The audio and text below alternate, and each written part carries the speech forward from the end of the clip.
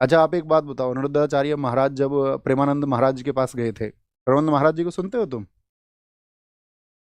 कभी भी आपको लगा उनकी बातों में कि उन्होंने कोई चमत्कार जैसी बात की हो? वो सत्य पर बात करते हैं ना, वो विज्ञान को भी मानते हैं, वो टेक्नोलॉजी को भी मानते हैं, वो कहते हैं कि आस्था रखिए।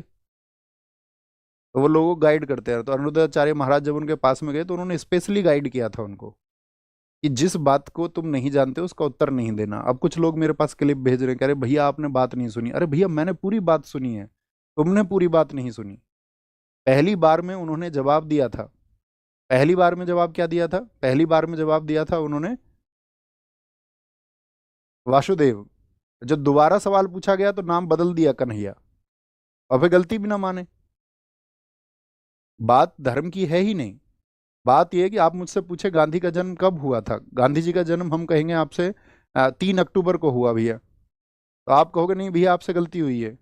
या पहले हम आपको 2 अक्टूबर बता दें सही तारीख और फिर 3 अक्टूबर बता दें, फिर हम क्या कहेंगे? भैया हमको पता नहीं है।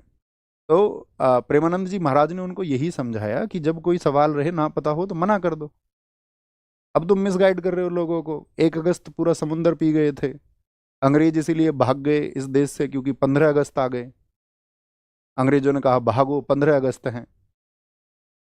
तो इस देश को आजाद कराने के लिए 6.5 लाख शहीदों का योगदान है। तो जब आप इस बात को कह देते हैं कि अंग्रेज 15 अगस्त से भाग गए, तो हम उन शहीदों को, उन क्रांतिकारियों को बहुत छोटा कर देते हैं। आप मुझे बता रहे हैं कि भैया ये तो संतों के पक्ष की बात नहीं है। संत समझते हो तुम किसको कहते हैं? संत उसको बोलते हैं इसका सत्य के साथ अंत हो जाए।